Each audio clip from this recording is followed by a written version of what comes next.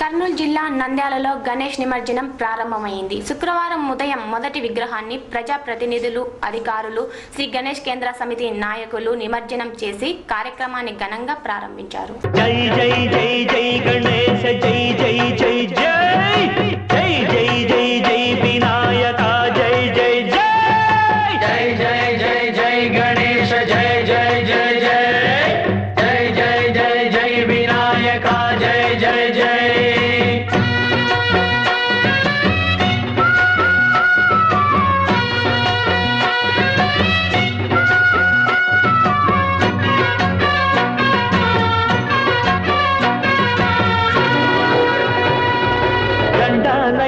ఉండాలయ్యా దయుంచయ్యా దేవ నీ అండదండ ఉండాలయ్యా చూపించయ్యా త్రోవ పిండి వంటలారగించి తొండమెత్తి దీవిల్చయ్యా తండ్రి వలె ఆదరించి తోడు నీడ అందిల్చయ్యా.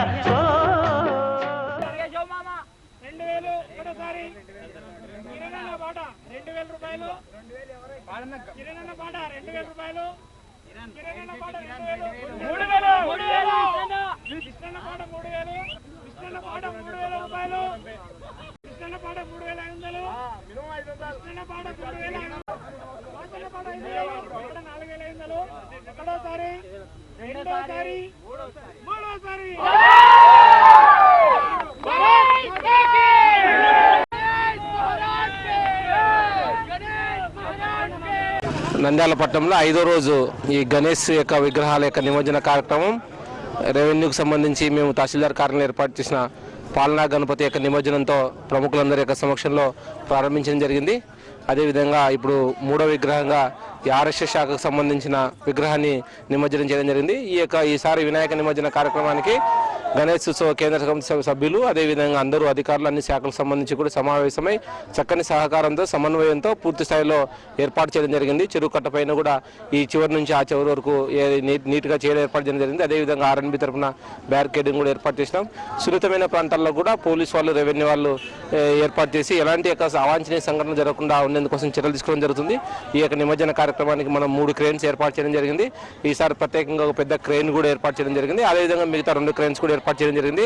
ఈ 3 దాంతో వేగంగా నిమజ్జన కార్యక్రమాన్ని పూర్తి చేసేందుకోసం చేస్తుంది. దయచేసి అందరూ ప్రజలు కూడా ఈ కార్యక్రమాన్ని సహకరించి ఎక్కడ కూడా ఎలాంటి అవాంఛనీయ సంఘటన జరగకుండా ప్రజలందరూ భక్తిభావంతో అందరి యొక్క సమన్వయంతో సహకారంతో ఈ ఉత్సవాన్ని పండుగ వాతావరణంలో జరుపుకోవాలని చెప్పి కోరుకుంటూ గణేష్ నిమజ్జన కార్యక్రమం నంద్యాలలో జరుగుతుంది.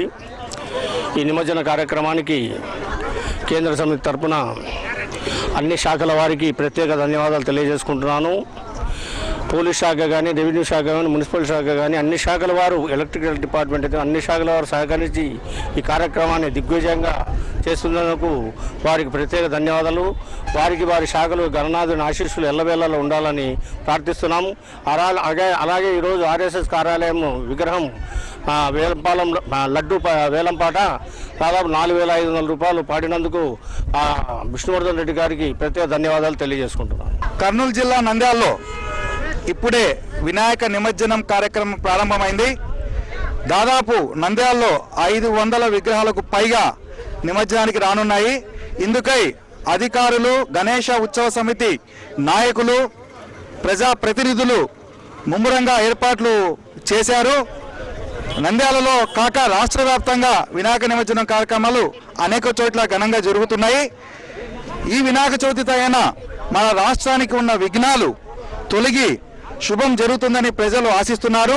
అంతేకాక ఈ వినాయక చవితి సందర్భంగా ప్రత్యేక హోదా అంశము వెలుగులోకి వచ్చి ప్రత్యేక హోదా రావాలని చెప్పేసి రాష్ట్ర ప్రజలు వినాయకుని ద్వారా ప్రధానమంత్రికి విజ్ఞాపన పత్రాలు అందిస్తున్నారు.